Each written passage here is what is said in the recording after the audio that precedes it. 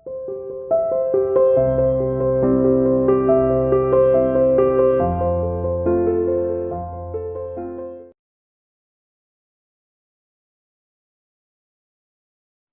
dear student, welcome to C International School online classes. Dear plus one commerce class chapter third consumer equilibrium हमने start किया था। आज इसका topic discuss करेंगे, law of diminishing marginal utility क्या है। Utility हम डिस्कस कर चुके हैं, यानी किसी वस्तु का जब हम कंजप्शन करते हैं जो वो जो हमें सेटिस्फेक्शन देती है उसे कहते हैं यूटिलिटी। यदि कोई वस्तु हमें पसंद नहीं है तो हम ये कहेंगे हमारी उस वस्तु में कोई यूटिलिटी नहीं है, क्योंकि वो हमें सेटिस्फाई ही नहीं करेगी। तो वांट सेटिस्फेक्शन, जो वस्तु हमारी वांट्स को सेटिस्फाई करती है उसको बोलते हैं यूटिलिटी। ठीक है, तो लेकिन ये यूटिलिटी जो है डिमिनिशिंग होती रहती है, यानी गिरती रहती है, बढ़ती है। टीयू बढ़ता है, टोटल यूटिलिटी बढ़ती है, लेकिन डिक्रीजिंग रेट से बढ़ती है। जैसे कि मान लीजिए शुरू में एक चपाती खाई, आपको बहुत भूख लग रही थी तो आपको ज्यादा यूटिलिटी प्राप्त होगी। ठीक है, उसके बाद जैसे जैसे आप बहुत ज्यादा सेटिस्फाई होंगे, यूटिलिटी मतलब सेटिस्फेक्शन, फिर सेकंड चपाती मिलेगी, आपका सेटिस्फेक्शन पहले से थोड़ा सा कम रहेगा, थर्ड चपाती में और थोड़ा कम होगा, आपकी कैपेसिटी केवल 4 ही खाने की है, 4 चपाती लोगे तो और कम हो जाएगा, फिर चपाती लोगे तो कोई अंतर नहीं आएगा, क्योंकि 4 अगर व्यक्ति डेली चपाती खाता है तो 4 से 5 भी ले सकता है। लेकिन अगर 6 लेने की कोशिश करता है वो तो उसकी तबीयत क्या हो सकती है, खराब हो सकती है, तो वहाँ यूटिलिटी माइनस में आ जाती है। मीन्स वो अब जो यूटिलिटी मिल रही है ना, उसको यूटिलिटी मतलब अब हालांकि उसे वो चपाती को खाना चाह रहा है इसलिए उसने खा ली, जबरदस्ती खा ली, लेकिन उससे उसकी तबीयत क्या हो सकती है, खराब हो सकती है, तो वहां आ जाती है नेगेटिव यूटिलिटी। तो देखिए law of diminishing marginal utility क्या है। साइकोलॉजिकली रूप से अगर हम कहें, intensity of desire for a commodity tend to decrease as more standard unit of commodity. ठीक है, जो इच्छा होती है वस्तु के लिए, ठीक है, जो हमारी इच्छा होती है टेंड टू डिक्रीज, ये डिक्रीज होती रहती है, कम होती रहती है, जैसे जैसे एक अतिरिक्त इकाई का क्या किया जाता है, उपयोग किया जाता है। जैसे जैसे एक कमोडिटी का हम प्रयोग करते हैं तो उसके लिए इच्छा हमारी कम होती रहती है। आप किसी वस्तु को प्राप्त करना चाहते हैं, जब आप प्राप्त कर लेते हैं तो उसके लिए आपकी इच्छा कम होती जाती है। आप स्कूटी लेना चाहते हैं, स्कूटी आ गई, फिर धीरे धीरे देखिए आपका जो है मन उस पर से हटता जाता है। वही है कि जैसे जैसे कमोडिटी का यूज करते हैं तो उसकी जो यूटिलिटी है वो डिक्रीज होती रहती है। जैसे लेकिन यहाँ पर ध्यान देने वाली बात है, like a cup of T, जैसे एक कप लेना है या note a spoon of T. यहाँ पर आप यूटिलिटी को ये नहीं कहेंगे कि एक स्पून है, एक एक स्पून टी ले रहे हैं तो जैसे जैसे एक ले रहे हैं यूटिलिटी गिर रही है, नहीं, इससे मेजर नहीं करते। एक कप ऑफ टी, एक कप होनी चाहिए। सुबह मॉर्निंग में टी पीते हैं, 1 कप पी सकते हैं, ठीक है, चले 1 से 2, क्या 3 पी सकते हैं, 3 के बाद 4 पी सकते हैं, नहीं, आपकी तबीयत भी खराब हो जाएगी, वहाँ नेगेटिव यूटिलिटी आ जाएगी। ग्लास ऑफ मिल्क, यहाँ पर कमोडिटी का अभिप्राय इस तरीके से है कि अगर मिल्क ले रहे हो तो एक ग्लास होना चाहिए, ना कि ड्रॉप मिल्क ले रहे हैं, ऐसा नहीं। ठीक है, कमोडिटी का मतलब मिल्क ले रहे हैं तो ग्लास होनी चाहिए, ना कि drop. Are consume at a point of time, point of time यानी एक निश्चित समय पर। और ये नहीं कि इनका जैसे कि आप टी ले रहे हैं तो आप मॉर्निंग में टी ले रहे हैं एक, फिर एक 2 घंटे बाद ले रहे हैं, फिर उसके 2 घंटे बाद ले रहे हैं, ऐसा नहीं करना है। उसी समय एक ही समय पर, अगर एक ही समय पर कंटिन्यू रूप से जब आप उसी टी को कंज्यूम करोगे, 1 से ज्यादा कप 2 से ज्यादा 3 लेंगे, सेम ही समय पर कंटिन्यू लोगे, तब आपकी यूटिलिटी गिरेगी। ऐसे नहीं मॉर्निंग में ले लिया जी, 2 घंटे बाद ले लिया जी, हम तो आराम से पी सकते हैं, एक दिन में 5 भी चाय पी सकते हैं, वो गैप करके पी सकते हो, लेकिन एक साथ आप नहीं पी सकते। ठीक है, are consume point of time implying consumption of standard unit commodity is continue, यानी जो कंजप्शन है स्टैंडर्ड यूनिट का कंटिन्यू होना चाहिए। The law is called law of diminishing marginal utility, इसको क्या बोलते हैं, डिमिनिशिंग मार्जिनल यूटिलिटी। क्या है, जैसे जैसे हम कमोडिटी का प्रयोग करते हैं तो उसके लिए जो यूटिलिटी है वो क्या होती जाती है, गिरती जाती है। यहाँ कमोडिटी का अभिप्राय एक कप ऑफ टी से है या मिल्क से है, ये पूरे ही एक एप्पल ले रहे तो पूरा एक एप्पल है, ये नहीं कि उसमें का एक बाइट लिया, ऐसा नहीं करना है, पूरी इस कमोडिटी को लेना है कंटिन्यू, और कंटिन्यू होना चाहिए कंजप्शन, ये नहीं कि गैप कर रहे हैं। कंटिन्यू जब कंजप्शन करेंगे तो यूटिलिटी उसके लिए गिर जाएगी, यूटिलिटी मतलब सेटिस्फेक्शन गिर जाएगा, बोर हो जाएंगे उस वस्तु से, आप नहीं खा पाएंगे। ठीक है, लॉ ऑफ, इसे बोलते हैं law of diminishing marginal utility. ठीक है, इसके अजम्पशन क्या है, only standard unit are consume, केवल स्टैंडर्ड यूनिट ही कंज्यूम करनी है। स्टैंडर्ड यूनिट यानी कप ऑफ टी, यानी कि एक ड्रॉप यूज कर रहे हैं या आप चम्मच के थ्रू यूज कर रहे हैं, स्पून ऑफ टी, ऐसा नहीं करना है। ठीक है, कंजप्शन जो है कंटिन्यू होना चाहिए। Note that when you need consume and now other tomorrow, ऐसा नहीं एक आज किया एक कल कर रहे हैं, ये 5 घंटे बात कर रहे हैं, 2 घंटे बात कर रहे हैं, ऐसा नहीं करना है। आपको कंटिन्यू करना है उसी समय पर। ये इसकी एजम्पशन है, इसे बोलते हैं law of diminishing marginal utility. जैसे इसको मैं डायग्राम के थ्रू समझा देती हूँ। ठीक है, अजम्पशन यानी मान्यता, किस मान्यता के आधार पर बनाया गया है कि एक तो ये जो यूटिलिटी है कंटिन्यू आपको कंज्यूम करना है, और जो यूनिट है स्टैंडर्ड होनी चाहिए। ठीक है, जैसे आप मान लीजिए आप चपाती खाते हैं, ठीक है, आपने कोई भी फूड लिया है, एक चपाती खाते हैं तो आपको यूटिलिटी मिलती है कितनी, 4 लिख देते हैं। 2 चपाती खाते हैं, आप खुद ही लिख रहे हैं तो 2 मिल जाती है। 3 है, ठीक है, तो आपको क्या मिल जाती है, यहाँ मार्जिनल यूटिलिटी, बेटे यहाँ marginal utility, law of diminishing marginal utility, तो मैं एमयू बना रही हूँ यहाँ पर। ठीक है, उसके बाद 0 हो जाती है, मतलब कोई फर्क नहीं पड़ता। चौथी खाते हो तो कितनी हो जाती है, -2 हो जाती है। ये है एमयू। और ये आप टेक कर रहे हैं राइस है या आप चपाती जो है कंज्यूम कर रहे हैं, कुछ भी लिख सकते हैं हम। अब इसका जब आप बनाएंगे यूनिट, ठीक, जब इसके डायग्राम बनाएंगे तो इस तरीके से बनेगा। OX पर तो आपको यूनिट शो करनी है। ठीक है, कितनी आपने इसकी यूनिट कंज्यूम किया, 1 2 3 4। एमयू को यहाँ पर माइनस में भी है, ठीक है, तो -2, ये 2 और ये 4। तो आप देखिए कैसे बनेगा, 1 पर ये 4 है, ठीक है, यहाँ फर्स्ट लाइन, 2 पर 2 है, सेकेंड थर्ड पर 0, यहाँ 4 पर -2, तो ये बन जाएगी एमयू। ये किसकी लाइन बनेगी, एमयू। तो देखिए एमयू क्या होता है, एमयू स्टार्टिंग में एमयू पॉजिटिव होता है, एमयू 0 होता है, और एमयू क्या होता है, नेगेटिव होता है। एमयू पॉजिटिव कब होता है, एमयू पॉजिटिव तब होता है जब हम जैसे एक अतिरिक्त इकाई का प्रयोग करते हैं तो टीयू, बेटा एमयू के साथ बनता है टीयू, टीयू यानी टोटल यूटिलिटी। ठीक है, तो 4 2 6 और 0 ऐड करोगे तो 6 और -2 करोगे तो कितना आएगा, 4 आएगा। ठीक है, तो जैसे जैसे अतिरिक्त इकाइयों का प्रयोग करते हैं तो टीयू इंक्रीज होता है। देखिए इंक्रीज हो रहा है लेकिन डिक्रीजिंग रेट से, क्योंकि एमयू डिक्रीज। पहली चपाती खाते हो बहुत आनंद आता है, दूसरी खाते हो बहुत भूख लग रही थी, बहुत आनंद, दूसरी खाते हो हल्का सेटिस्फेक्शन आपका कम हो जाता है। ठीक है, थर्ड है तो बस इतनी 2 ही खानी थी, तीसरी खा ले तो कोई दिक्कत नहीं है, थर्ड में 0 ही रहती है। फोर्थ खाते हो केवल 2 ही की भूख थी, 3 खा ली, कोई दिक्कत नहीं है, चौथी खाओगे तो आपकी तबीयत खराब हो जाएगी, तो यूटिलिटी किसमें चली जाती है, माइनस में। ये इसका डायग्राम बनता है। तो एमयू क्या होता है, पॉजिटिव होता है, 0 होता है, नेगेटिव, ये आपको पता होना चाहिए। मैंने आपको इसका रिलेशन भी बताया था टीयू और एमयू का, ये आपने अच्छे से किया होगा। चलिए अब आगे देखते हैं। आगे है कंज्यूमर इक्विलिब्रियम। ठीक है, क्या है, तो कंज्यूमर इक्विलिब्रियम वह सिचुएशन है जहां पर कंज्यूमर मैक्सिमम सेटिस्फेक्शन, यहाँ पर कंज्यूमर कहाँ इक्विलिब्रियम, कंज्यूमर यहाँ पर इक्विलिब्रियम है।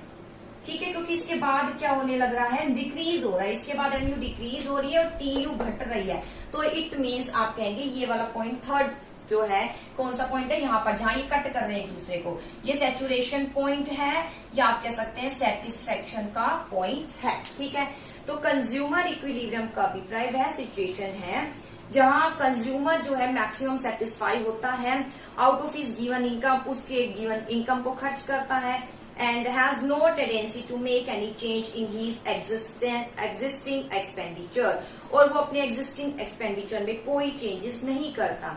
दूसरे शब्दों में a consumer is in equilibrium, consumer वहां equilibrium होता है when he regard his actual behavior as best possible under circumstance, feels so necessity changes behavior। सीधा सिंपल सा मीनिंग देखिए, कंज्यूमर इक्विलिब्रियम वहां होता है जहां पर वो अपनी इनकम को खर्च करता है, इनकम को किसके अकॉर्डिंग खर्च करता है, वस्तु के प्राइस के अकॉर्डिंग खर्च करता है, इस प्रकार की उसको ज्यादा से ज्यादा क्या मिल सके, सेटिस्फेक्शन मिल सके, तो उसे बोलते हैं कंज्यूमर सेटिस्फेक्शन। ठीक है, अब इसकी एजम्पशन क्या है कंज्यूमर सेटिस्फेक्शन की, देखिए first of all assumption,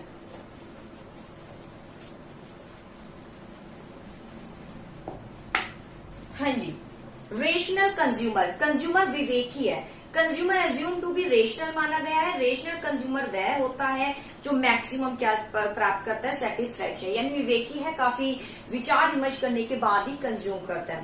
cardinal utilities को किस में एक्सप्रेस किया जाता है, 1 2 3 4। अभी मैंने बोला एक चपाती खाने से 4 यूटिलिटी मिली, इंडिपेंडेंट यूटिलिटी अज्यूम किया जाता है कि utility that are consume that commodity depend upon quantity of that very commodity alone, कि इंडिपेंडेंट यूटिलिटी है कि जैसे हम कंज्यूम कर रहे हैं तो स्वतंत्रता पूर्वक उसे हम एक क्वांटिटी दे रहे हैं। ठीक है, कोई भी आप डिजिट दे सकते हैं, जैसे एक चपाती खाने से 10 यूनिट आपको प्राप्त हुई तो आप स्वतंत्र है। अब नेक्स्ट टॉपिक आता है margin utility analysis and consumer equilibrium. Consumer equilibrium कहाँ है? कंज्यूमर इक्विलिब्रियम नेम से ही इंडिकेट है जहां कंज्यूमर सबसे ज्यादा सेटिस्फेक्शन प्राप्त करता है उसे कहते हैं कंज्यूमर इक्विलिब्रियम, यानी कंज्यूमर की संतुष्टि का पॉइंट। तो कंज्यूमर कहाँ संतुष्ट होता है?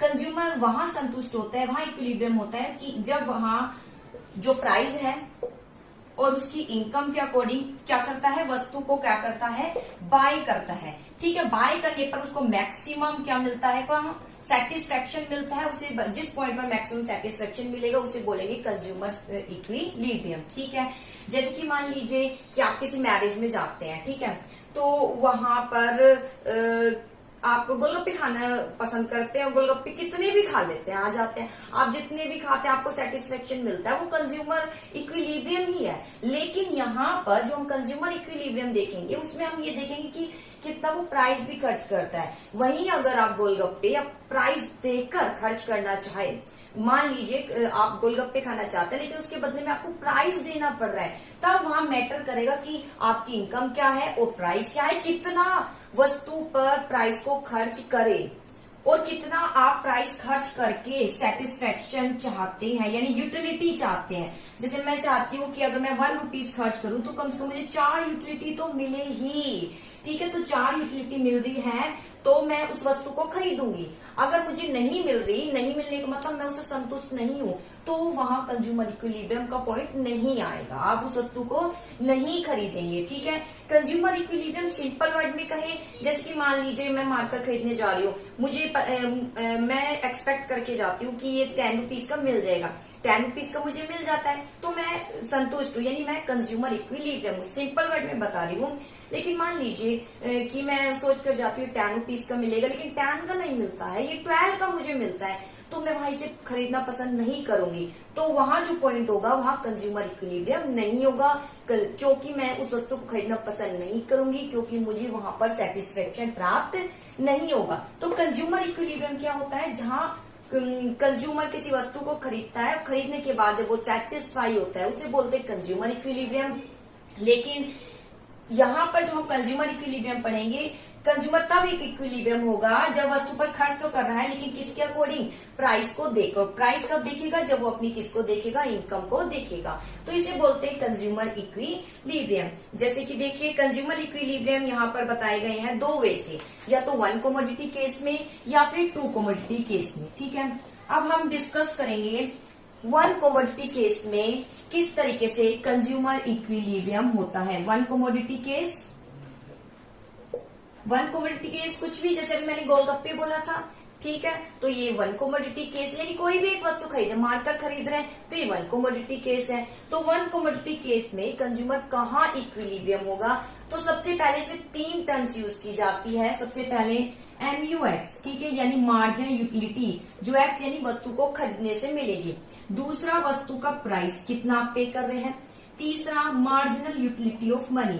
बेटा मार्जिनल यूटिलिटी ऑफ मनी समझिए, मार्जिनल यूटिलिटी ऑफ मनी में कि आप जब पैसा खर्च कर रहे हैं तो आप एक्सपेक्ट कर रहे हैं मुझे इतनी यूटिलिटी तो मिलनी ही चाहिए, उसे बोलते हैं वर्थ ऑफ रुपीज, यानी रुपीज खर्च करने पर इतनी यूटिलिटी तो मिलनी चाहिए, उसे बोलते हैं मार्जिनल यूटिलिटी ऑफ मनी। जैसे मैंने सोचा है कि 1 रुपीज मैं एक्सपेक्ट करके जा रही हूँ कि अगर मैं 1 रुपीज खर्च करती हूँ तो मुझे 2 यूटिलिटी तो मिलनी ही चाहिए, तो इसे बोलेंगे मार्जिनल यूटिलिटी ऑफ मनी। यानी जो मनी खर्च कर रहे हो तो मनी खर्च करने पर इतना तो सेटिस्फेक्शन आपको मिलना ही चाहिए। अगर इतना सेटिस्फेक्शन आपको मिल रहा है तो आप कह सकते हैं कि वहां कि आप संतुष्ट है। अगर इससे कम मिलता है तो आप कहेंगे कि वहां पर आप इक्विलिब्रियम नहीं है, इसे बोलते हैं मार्जिनल यूटिलिटी ऑफ मनी। ठीक है, मार्जिनल यूटिलिटी अगर हम देखें मार्जिनल यूटिलिटी ऑफ एक्ट, तो मार्जिनल यूटिलिटी हमें सिर्फ सेटिस्फेक्शन बताती है कि हम सेटिस्फाई हो रहे हैं, अभी ज्यादा है, अब इसके बाद कम होते जा रहे हैं, नेगेटिव, बस ये यही बताती है। लेकिन मार्जिनल यूटिलिटी ऑफ मनी हमें ये बताती है कि जो मार्जिनल यूटिलिटी की वस्तु पर जो हम प्राइस खर्च कर रहे हैं, प्राइस के अकॉर्डिंग हमें कितनी यूटिलिटी मिल रही है, क्योंकि व्यक्ति हमेशा वस्तु को प्राइस देकर ही खरीदता है। ठीक है, अगर उसको सुटेबल नहीं लगता प्राइस उसका, तो वो उस वस्तु को नहीं खरीदता तो वहां कंज्यूमर सेटिस्फेक्शन को पॉइंट भी नहीं आता है। ठीक है, तो मार्जिन यूटिलिटी ऑफ मनी हमें क्या बताती है कि मार्जिन यूटिलिटी हमें ये बताती है कितना सेटिस्फेक्शन मिल रहा है, ये बताता है कि मनी खर्च करने पर कितना सेटिस्फेक्शन मिल रहा है, यानी in term of money, money के रूप में सेटिस्फेक्शन बताता है कि अगर मनी खर्च कर रहे हैं तो इतना तो सेटिस्फेक्शन हमें मिल रहा है। तो जहां सेटिस्फेक्शन मिलेगा मार्जिन यूटिलिटी ऑफ मनी के रूप में, वो पॉइंट आएगा कंज्यूमर इक्विलिब्रियम। जैसे मैं बता देती हूँ एक टेबल के माध्यम से, मान लीजिए कमोडिटी एक्स है, कोई भी कमोडिटी आप ले सकते हैं, उसकी यूनिट है। ठीक है, कितनी यूनिट आप खरीद रहे हैं, 1 2 3 4 5 6, कुछ भी देख लीजिए, कितनी यूनिट भी आप बढ़ा सकते हैं। एमयू एक्स लिखेंगे, एमयू एक्स यानी मार्जिनल यूटिलिटी कितनी मिल रही है, मैं यहाँ लिख देती हूँ 12 है। चलिए 16 से शुरू कर देती हूँ, 16 है। ठीक है, 16 के बाद है 14, 16 के बाद है 14, इसके बाद 14 के बाद है 12, इसके बाद है 2 का डिफरेंस ले लेती हूँ, 16 में 2 डिफरेंस किया। ठीक है, 14 में 2 डिफरेंस किया तो कितना आ गया, 12 आ गया। ठीक है, इसके बाद मैं यहाँ ले लेती हूँ 10। ठीक है, तो यहाँ तक बहुत सफिशिएंट है, इतना 4 भी ले लेते हैं या 5 भी ले लेते हैं तो यहाँ आ जाता है 8। ठीक है, कितना आ जाता है, 8 आ जाता है। तो ये आ जाता है मार्जिन यूटिलिटी एक्स। ठीक है, कुछ भी बना सकते हैं बेटा, यहाँ आपको कंफ्यूज होने की जरूरत नहीं कि मैंने 16 से क्यों शुरू किया है, मैं यहाँ 20 से भी शुरू कर सकती हूँ। जैसे मैंने यहाँ लिख दिया 20, उसके बाद लिख दिया 18, उसके बाद लिख दिया 16, उसके बाद लिख दिया 14। ठीक है, उसके बाद लिख दिया 12। आप यहाँ 10 से भी शुरू कर सकते हैं, 10 लिया, 8 लिया, 6 लिया। ठीक है, और 4 लिया, 2। मैंने ये इसलिए दोबारा करके दिखाया है क्योंकि कुछ बच्चे ऐसा नहीं कि जैसा मैं लिख रही हूँ वैसा ही लिखना शुरू कर दे, ऐसा कोई जरूरी नहीं है। आपको बस ये दिखाना है कि मार्जिन यूटिलिटी गिर रही है। ठीक है, वो स्टार्टिंग आप कैसे भी कर सकते हैं। डिफरेंस थोड़ा सिमिलर रखेंगे तो ज्यादा बेटर है। जैसे मैंने सिमिलर रखा है, 2 का डिफरेंस रखा है तो 2 का ही डिफरेंस रखिए, 3 का रखिए, वो आपके ऊपर डिपेंड है। चलिए, तो एमयू एक्स मैंने बना दिया है। ठीक है, मार्जिन यूटिलिटी एक कमोडिटी केस में हम खरीद रहे हैं, मार्जिन यूटिलिटी एक्स बता दिया है।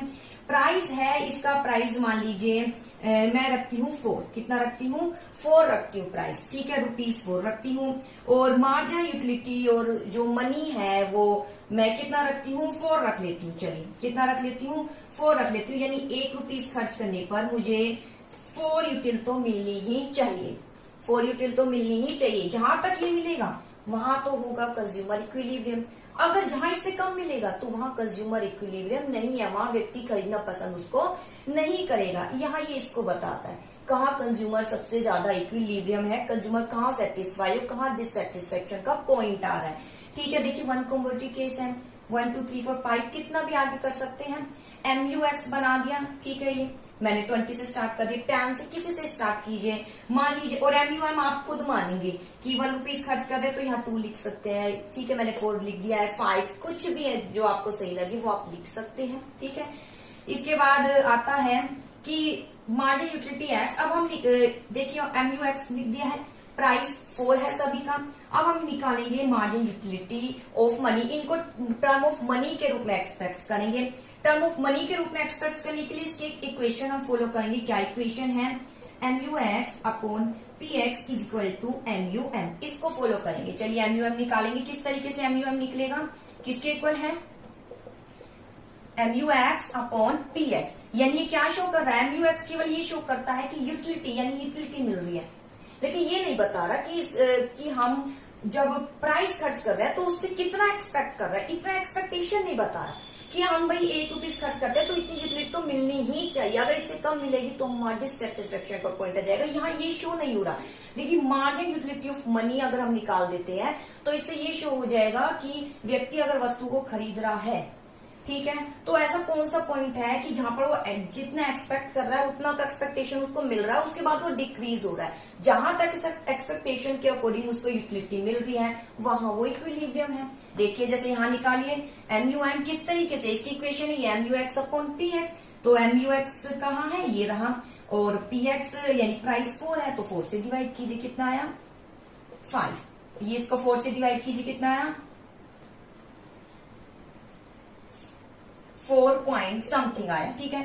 16 से डिवाइड किया कितना आया, 4 आया।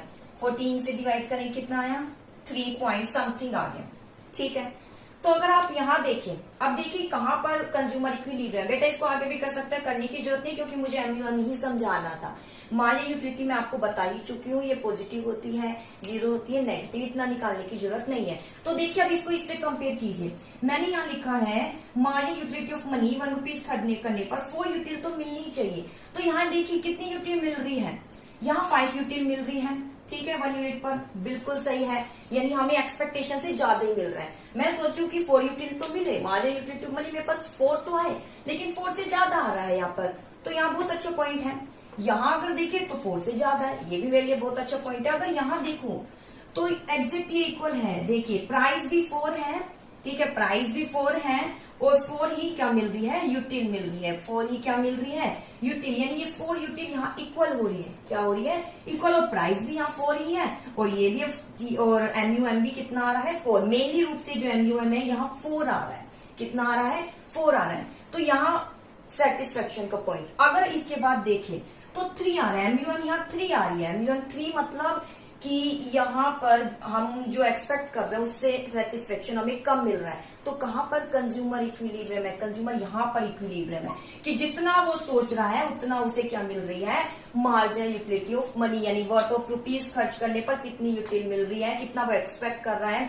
तो 4 उसने एक्सपेक्ट किया, 4 यहाँ तो मिल रहा है। उसके बाद अगर यूनिट खरीदता है तो उसकी जो यूटिलिटी है वो गिर जाती है। मार्जिनल यूटिलिटी ऑफ मनी क्या हो रही है, यहाँ पर फिर गिर रही है। तो इट मीन्स हम कह सकते हैं यहाँ पर उसका सेटिस्फेक्शन का पॉइंट नहीं है, तो सेटिस्फेक्शन का पॉइंट यहाँ पर है, ठीक है। तो इसे बोलते हैं बेटा 1 कमोडिटी केस में कहाँ पर इक्विलिब्रियम है, 3rd पॉइंट पर। इसको डायग्राम के माध्यम से भी समझा देती हूँ। जैसे कि यहाँ पर ये OX है और Y है। आपको क्या करना है, जो यूनिट है उसको यहाँ पर शो करना है और यहाँ पर शो होगा MUX और PX। नंबरों में शो करने की जरूरत नहीं है, डायरेक्टली शो कीजिए। आपको पता है MUX कैसे होता है, नीचे डिमिनिशिंग होता है, इस तरीके से नीचे से गिरता है, ये आ गया MUX। प्राइस है, प्राइस कांस्टेंट है। प्राइस क्या है, कांस्टेंट है। प्राइस 4 ही है, सबका ही 4 प्राइस है, सबको 4 से ही डिवाइड किया है, ये आ गया प्राइस। अब ये प्राइस और MUX जहां एक दूसरे को कट करेंगे ये आएगा इक्विलिब्रियम। ये कौन सा पॉइंट आएगा, इक्विलिब्रियम, जहां प्राइस और MUX एक दूसरे को क्या करेंगे, कट करेंगे। देखिए प्राइस 4 है और MUX और अगर हम MUX देखें यहाँ पर ये कितना आ रहा है, 4 यूटिल। 4 यूटिल आ रही है, देखिए डिवाइड करने पर ये आ रहा है 4, यानी यहाँ इक्वल हो रहा है।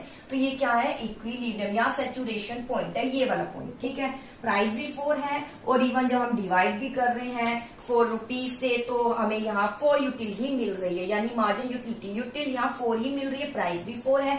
तो यानी ये जहां एक दूसरे को कट करेंगे MUX और P, वहां पॉइंट होगा इक्विलिब्रियम, यानी ये इस पॉइंट को शो कर रहा है। इसको आप नीचे शो कर सकते हैं, लिख सकते हैं, लिखना हो या 3rd यूनिट पर इक्वी क्या है, लिब्रियम है। और यहाँ पर ये कितना है, मार्जिन यूटिलिटी, यहाँ पर प्राइस कितना है, 4 है, लिख सकता है, अदरवाइज लिखने की कोई जरूरत नहीं है। ये पॉइंट सैचुरेशन। और बाकी ये जो पॉइंट है, कौन सा पॉइंट है, सरप्लस। कौन सा पॉइंट है, सरप्लस, यानी ये वाले सारे पॉइंट है, इस सारे पॉइंटों को शो कर रहे हैं ये। यानी यहाँ पर कंज्यूमर मैक बहुत ज्यादा सेटिस्फेक्शन पर है, जितना वो एक्सपेक्ट कर रहा है उससे ज्यादा उसे सेटिस्फेक्शन मिल रहा है और इस पॉइंट पर वो मैक्सिमम सेटिस्फेक्शन पर है। अगर इसके नीचे जाते हैं तो मनी अगर वो खर्च कर रहा है तो उससे सेटिस्फेक्शन क्या हो रहा है, यहाँ पर कम मिल रहा है। इसे बोलते हैं 1 कमोडिटी केस में किस तरीके से फाइंड आउट करें मार्जिनल यूटिलिटी ऑफ मनी और कहाँ कंज्यूमर इक्विलिब्रियम होगा। तो कंज्यूमर कहाँ इक्विलिब्रियम होगा, 3rd पॉइंट पर, जहां पर मार्जिनल यूटिलिटी ऑफ मनी कि जितना वो मनी खर्च करता है और उस पर एक्सपेक्ट कर रहा है 4 यूटिल तो मिलनी ही चाहिए। तो जब हम प्राइस से डिवाइड कर रहे हैं यूटिलिटी को तो 4 यूटिल यहाँ पर मिल रही है, तो इट मीन्स यहाँ पर वो क्या है, सबसे ज्यादा सेटिस्फेक्शन। इसको मैंने डायग्राम के थ्रू भी समझा दिया है। आई होप आपको समझ आया होगा। आपकी बुक में भी गिवन है, अलग ही टेबल है, इसी तरीके से आप उसको शो कर सकते हैं, ठीक है। मैंने थोड़ा इजी वे से समझाने की कोशिश की है। इसके बाद कुछ नहीं करना, आप इसी तरीके से क्वेश्चन को कर लेना, बहुत इजी है ये। इसके बाद बस आपको ये यहाँ शो करना है कि वाई एक्सिस पर यूनिट शो की गई है और वाई एक्सिस पर MUX और PX शो किया गया है। PX कांस्टेंट है 4 और PX और MUX यहाँ इस पॉइंट पर काट रहे हैं। इस पॉइंट को आप कह दीजिए, चाहे C लिख दीजिए, सी वह पॉइंट है जहां पर इक्विलिब्रियम है। इसका एक्सप्लेनेशन है, आप इसको इस तरीके से कर सकते हैं। बुक को अगर छोड़कर यहाँ करें तो ये ज्यादा इजी वे से मैंने समझाने की कोशिश की है। यहाँ पर इक्विलिब्रियम है, अगर इससे ऊपर वाले पॉइंट की ओर हम जाएं, ठीक है, यहाँ पॉइंट सोल्व कर दीजिए।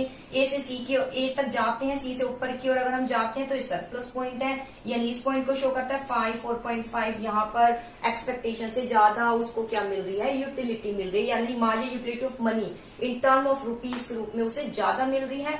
यहाँ पर उसे मैक्सिमम मिल रही है, यानी जितना एक्सपेक्ट कर रहा है उतनी उसे यूटिलिटी मिल रही है। Marginal utility of money in term of money के रूप में यूटिलिटी इतनी मिल रही है। टर्म ऑफ मनी यानी रुपीज जो खर्च कर रहा है वो चाह रहा है इतना मुझे सेटिस्फेक्शन मिलना चाहिए, ठीक है, मैं चाह रही हूँ 10 रुपए का मुझे मिलना चाहिए, 10 का मिल गया तो मैं सेटिस्फाई हूँ।